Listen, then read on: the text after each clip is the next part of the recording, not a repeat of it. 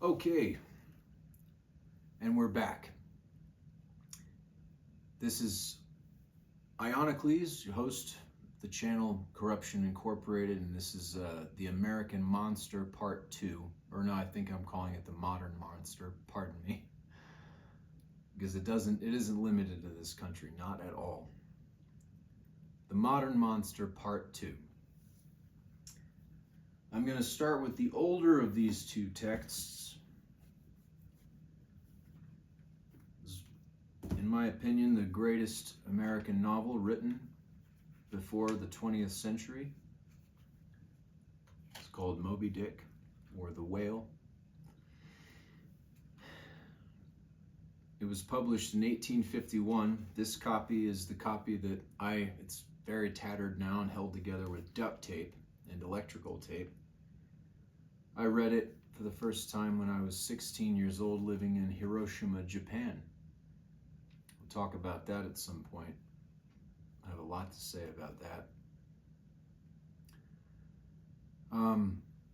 This story has stuck with me all these years since then. It's been quite a while. It's strange how long it's been now. More than half my life ago. Although I don't really remember very much from before that time, so it's kind of in a lot of ways is the beginning of my life. And just for your continued education about the law, my understanding is that once something has been published for 95 years after its publication, so this year, anything before, anything from 1929 or before, we can share it. We're not breaking any laws, we're not violating any copyrights, we're not disrespecting the memory and the estate of the person who wrote it. There's no concern there. I also am under the impression that if it's 70 years after the passing of the author, it's also okay, but I think that's a little more complicated. Don't quote me on that.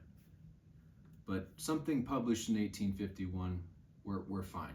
As long as it's the original text. I'm not reading a foreword that was published later and written someone else or something like that. So this is the original text. And I want to read you a passage that speaks to this. I mean, this is about chasing a monster. This has been regarded as a grail quest, chasing something that is unattainable, like a unicorn. But it deals a lot with the idea of a monster. There's a word in here. So this, I'm going to read to you from chapter 7. It's called The Chapel. And the narrator, if you're unfamiliar with this story, the narrator's name is Ishmael.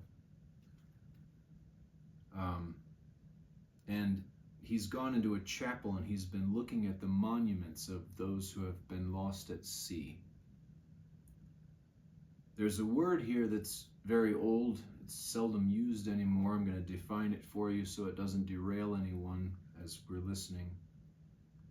The word is brevet, B-R-E-V-E-T, and it means like a commendation or a mark of recognition. In fact, if you were to look this word up on Wiktionary, the free dictionary on the internet, that is a compendium of all knowledge, and is a wonderful thing, because if it's incorrect, people can edit it.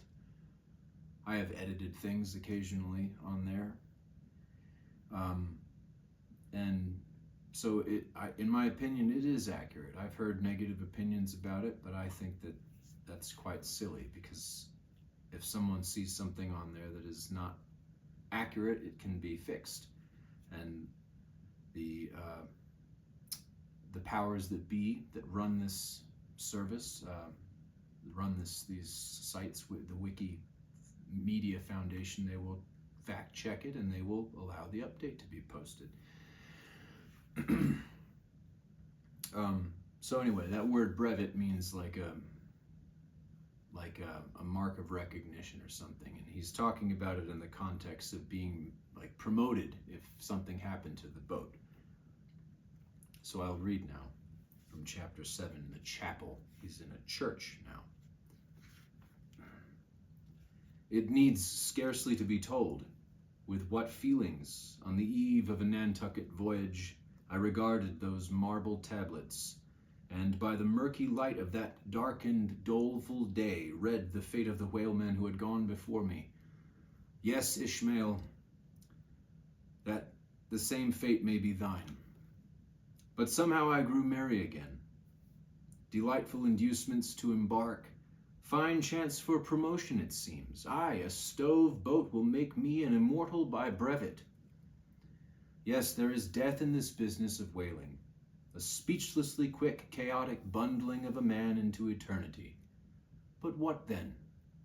Methinks we have hugely mistaken this matter of life and death. Methinks that what they call my shadow here on earth is my true substance. Methinks that in looking at things spiritual, we are too much like oysters, observing the sun through the water, and thinking that thick water the thinnest of air. Methinks my body is but the lees of my better being. In fact, take my body who will, take it, I say, it is not me. And therefore 3 cheers for Nantucket, and come a stove boat and stove body when they will, for stave my soul, Jove himself cannot. He got it. He got it. It's not about this individual form. There are some things that are worth fighting for, and there are some things that are worth dying for. There were people, I think I've said before, in the 1770s and earlier, before the American Revolution, that were very against it. We don't hear much about them. They were known as loyalists.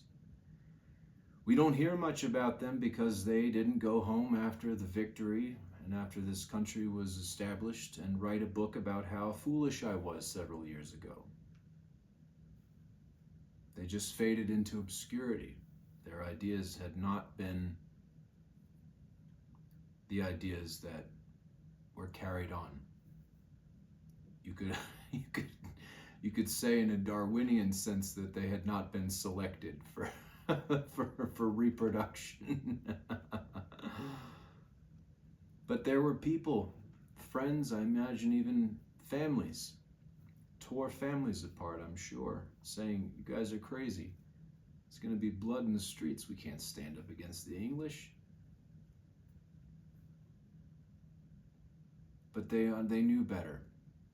Those we call our founding fathers, they knew better. They understood, no, what's happening here is wrong. We have to try. We have to do what we can. This is not good.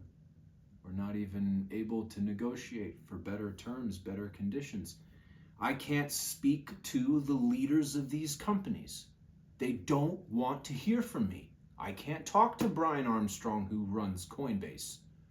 I can't talk to Dara Khosrowshahi, who I believe still runs Uber. I still need to check on that. I keep forgetting to look that up, but I don't no reason to believe there's a new CEO. I'm pretty sure I would have heard about it if there were.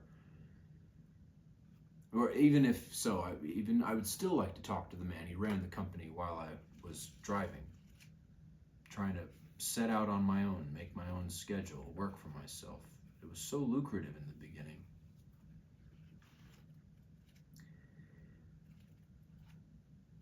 Melville got it. What I really am, it's more like my shadow. You could find currents of this through all of culture. Think about Star Wars. Think about Empire Strikes Back. Think about the Jedi Master known as Yoda saying to Luke Skywalker, what is it? I actually have this memorized. He says, how does it start?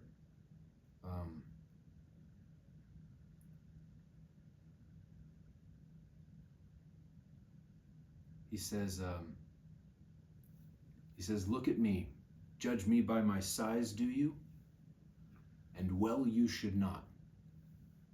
For my ally is the Force, and a powerful ally it is. Life creates it, makes it grow. Luminous beings are we, not this crude matter. And he goes on, but that's the point I wanted to make. Even in modern pop culture, there are writers and characters that a lot of us love very much. I have a tattoo on my shoulder in Aurebesh, the alphabet from Star Wars. It says, "Remember your failure at the cave." It's Yoda's advice to Luke as he was leaving to go to Bespin, against the better judgment of Yoda and Obi-Wan. You're not ready for this. It's like, this is not good. You need to stay and finish your training. But it had been a very difficult lesson for Luke. Very difficult. He had gone into this cave of darkness and he had seen a vision of his greatest adversary, Darth Vader, not understanding the full breadth of who that was without spoiling anything if you haven't seen that story. And he attacked this vision. And the lesson that he had to learn is, if I lift one finger in anger, one finger in an attack. As in the first film, Obi-Wan says the Jedi uses the Force for knowledge and defense, never for attack. If I do that, I will become what I most despise.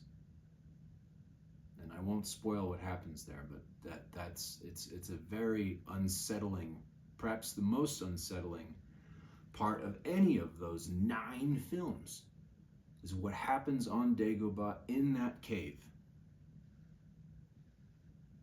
Remember your failure at the cave. Do not ever, ever, ever attack in violence.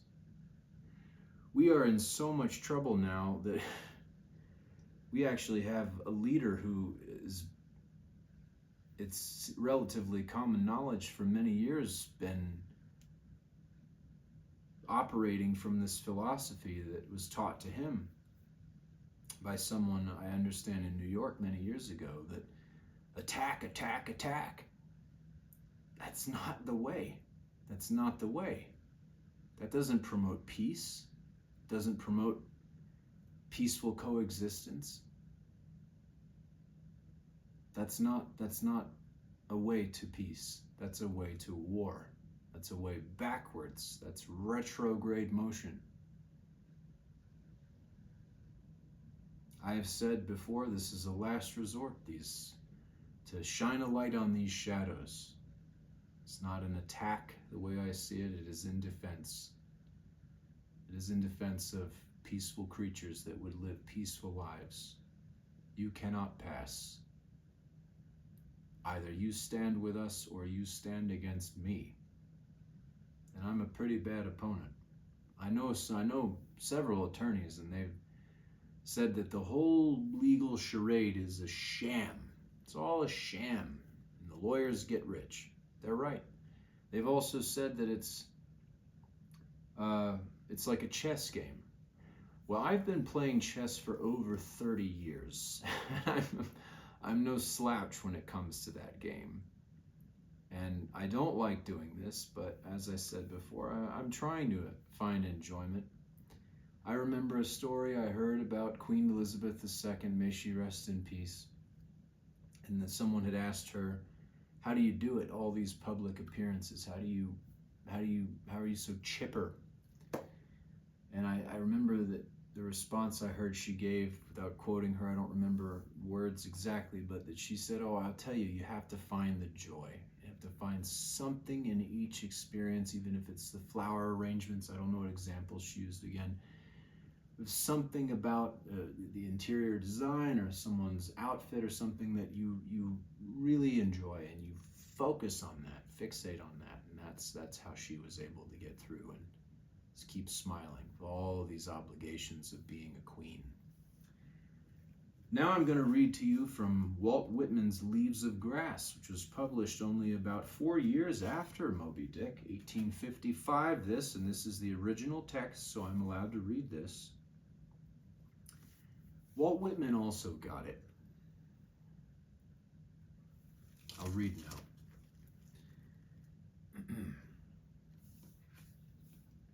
Is this the right? Yeah. And pay attention at the end of this, because at the end of this is something I really want you to hear.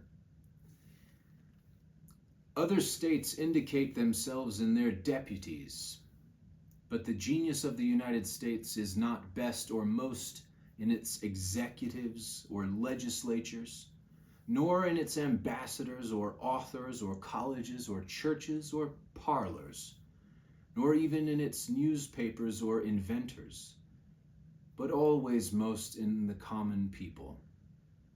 Their manners, speech, dress, friendships, the freshness and candor of their physiognomy, the picturesque looseness of their carriage, their deathless attachment to freedom, their aversion to anything indecorous or soft or mean, the practical acknowledgement of the citizens of one state by the citizens of all other states, the fierceness of their roused resentment, their curiosity and welcome of novelty, their self-esteem and wonderful sympathy, their susceptibility to a slight, the air they have of persons who never knew how it felt to stand in the presence of superiors, the fluency of their speech, their delight in music, the sure symptom of manly tenderness and native elegance of soul, their good temper and open-handedness, the terrible significance of their elections, the president's taking off his hat to them, not they to him. These too are unrhymed poetry. It awaits the gigantic and generous treatment worthy of it.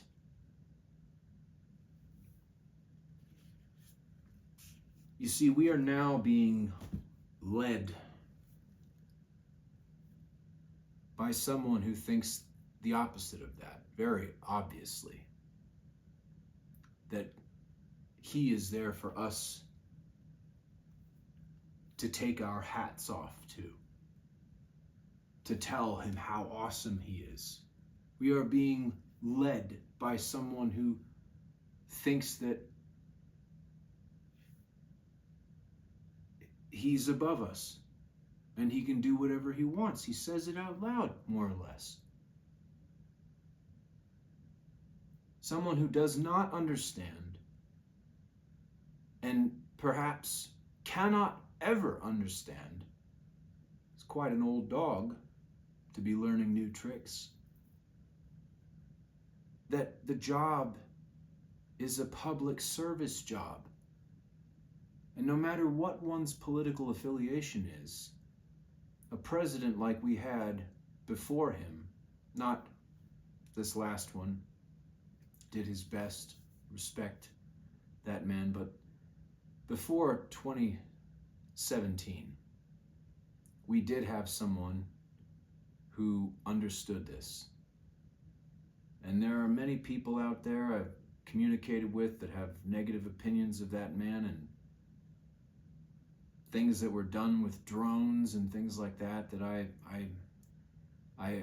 don't necessarily smile upon, but again, we don't know all the details. We don't know all the information, and perhaps the decision that was made in the interests of minimizing the casualties from conflicts that were necessary to prevent larger scale conflicts. It was tried to be done in a surgical way.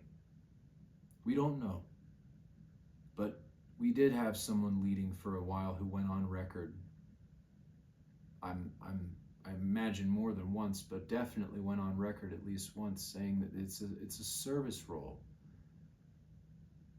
And we had presidents throughout history who said and admitted that it was a service role. I was just reading articles in the news about this today, about Teddy Roosevelt saying things like this.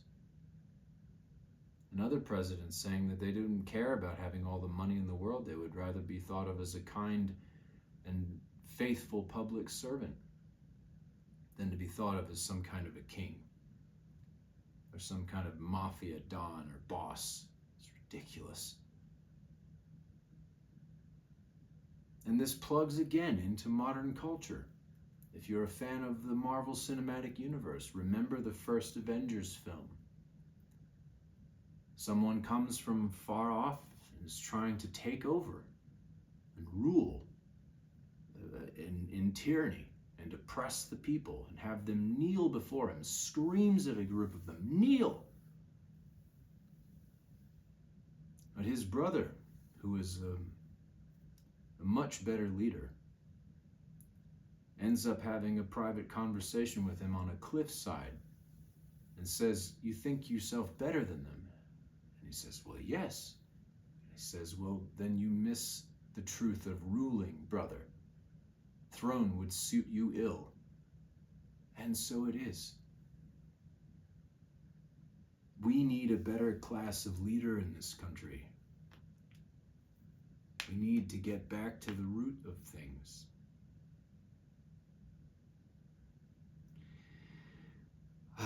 I might have to do 3 parts on this because I haven't spoken about what I really want to speak about, and this is 20 minutes, yeah. I don't want to make this over 30 minutes. I'm trying not to go that long. So I think I'll break here and we'll do part 3. The Modern Monster part 3. We'll be back very soon. If you've watched all of this, I commend you. I'm going to keep doing this, and hopefully more and more people will start to listen and pay attention. Been studying this for a long, long time. And I'm very optimistic. I've said to friends and acquaintances recently, I think unfailing optimism is a superpower. But there is no brighter tomorrow in which people like this do not start to get identified as that which we must move away from. They don't understand that the history books of any brighter future will not be kind to them, will see them as something, as an example of how not to be, of the ways in which we should not to be. We should thank our current leader. We should thank him for showing us such a bad example.